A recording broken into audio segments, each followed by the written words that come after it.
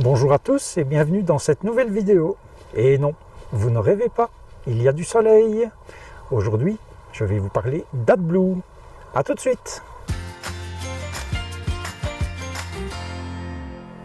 Quelle ne fut pas ma surprise en allant vendredi chez Antwerp Motorhomes à Anvers, le concessionnaire chez lequel j'ai fait installer les Sumo Springs, concessionnaire que je recommande d'ailleurs, qui pour rappel vend du Lastrada, du LMC et du Sunlight. Quelle ne fut donc pas ma surprise, après quelques kilomètres, d'avoir un message au tableau de bord me signalant que le niveau d'AdBlue était bas. Malheureusement, dans ce véhicule, comme vous le savez, pour ceux qui ont en tout cas les modèles comme le mien 2020, qui sont en AdBlue, il n'y a aucune jauge. Je vais reprendre un cas que je connais, les Mercedes Sprinter ou les Mercedes Classe V disposent d'une jauge d'AdBlue, donc vous savez à tout moment où vous en êtes. Et vous ne vous retrouvez pas bêtement comme ça, avec un message, et on ne sait même pas le nombre de kilomètres qu'on peut encore faire. Je rappelle également que l'AdBlue, s'il n'y en a pas dans le réservoir, vous ne roulez pas, le moteur refuse de démarrer, donc vous devez avoir obligatoirement de l'AdBlue. Une fois que le message apparaît au tableau de bord, je ne sais pas quelle est l'autonomie restante, à mon sens moins de 200 km, vu la quantité que j'ai rajoutée, et comme j'allais faire plus de 300 km sur la journée, il fallait absolument que je fasse le plein. Je me suis arrêté à une station-service d'autoroute le long de la E411 entre Namur et Wavre, la station d'Esch-en-Refaille pour ceux qui connaissent, et je n'ai malheureusement pas trouvé. À l'emplacement réservé aux véhicules de tourisme, c'est-à-dire voitures et camionnettes, je n'ai vu aucune pompe d'AdBlue. J'imagine qu'au niveau des poids lourds, il y a bien sûr une pompe d'AdBlue, mais d'un gabarit qu'il est impossible d'utiliser sur nos véhicules. Voilà pourquoi j'ai toujours avec moi un bidon de 10 litres. J'ai acheté ce premier bidon pour une seule raison, c'est pour avoir l'embout qui me permet de vider dedans. On va y revenir parce que cet embout dans le Fiat est parfaitement inutilisable. J'ai donc payé cher et vilain ce bidon, je ne sais plus exactement combien, mais enfin quand vous achetez l'AdBlue au bidon ça coûte très cher, et depuis je le remplis à une pompe. Le prix à la pompe aujourd'hui est de 0,648 €. Ça vous donne une idée, pour 10 litres vous en avez pour 6 €. Regardez le prix même sur Amazon, des bidons d'AdBlue, c'est hors de prix, quoi, hein. C'est de l'arnaque, ni plus ni moins. Je me suis donc mis en devoir à 6h30 du matin vendredi de refaire le plein sur le parking, sur le Fiat Ducato. Cet embout est totalement inutilisable. Alors anciennement, quand j'avais ma Mercedes Classe V qui avait de l'AdBlue aussi, j'avais un embout flexible qui se vissait sur le bouchon et qui était beaucoup plus long, ce qui me permettait que ça rentre dans le réservoir. Comme ce n'est pas le cas ici, en plus de mon bidon, qu'est-ce que j'ai dans ma soute? Un petit entonnoir et un morceau de tuyau qui me permet de descendre suffisamment bas. Et donc vous imaginez qu'il faut glisser cela là-dedans, sans compter que ça se défait quand même très facilement. Il faudrait peut-être que je trouve un autre système que cela.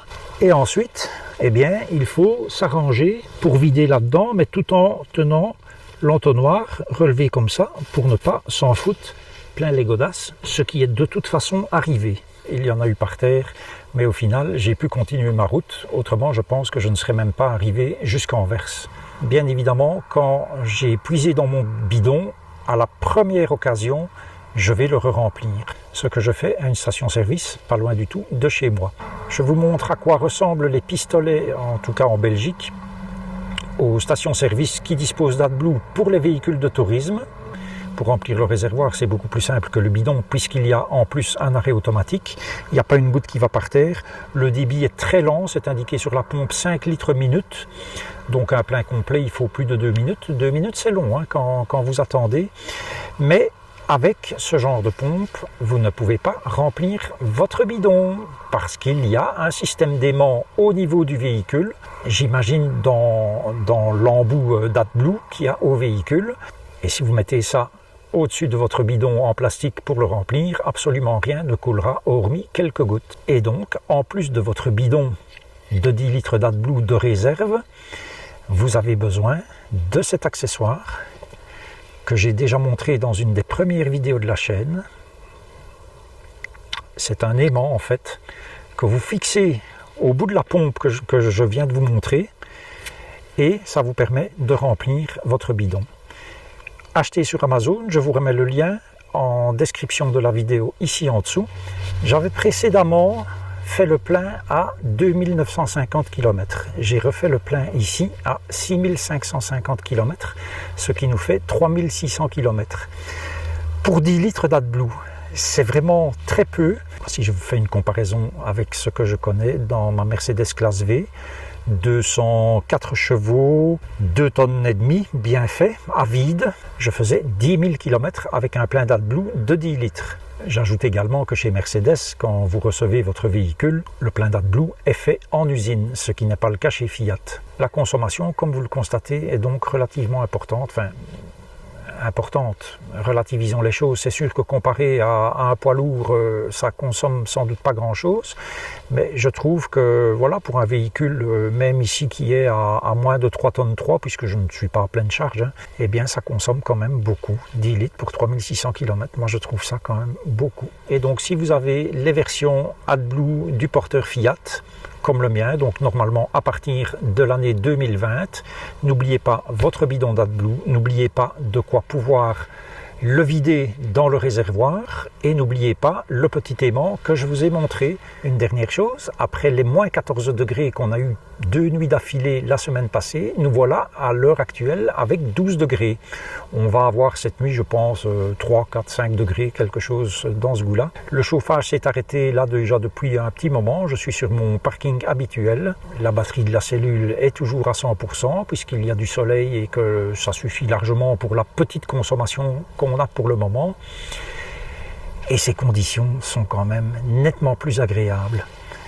Du soleil, une suspension revisitée grâce à Sumo Springs, un lit arrière entièrement transformé, une soute dans laquelle on a de la place et une magnifique lampe. Alors vous allez me dire que je fais une fixation avec cette petite lampe de table que j'ai achetée, mais vous n'imaginez pas à quel point ça crée une ambiance le soir. Et ma foi, quand on est seul, c'est quand même beaucoup plus gai comme ça que mon bandeau LED, qui est très utile, qui est très bien, mais voilà, c'est une autre lumière, un petit peu, ça fait une ambiance un peu cocoon. Donc tout ça est ma foi parfait. J'ai quelques petits détails encore à régler au niveau du van, puisque je n'ai pas encore enlevé toutes les rondelles que le concessionnaire avait mis. Il faut que je fasse cela. La vis qui dépasse, je n'y ai encore rien fait non plus, parce que je n'ai pas eu le temps.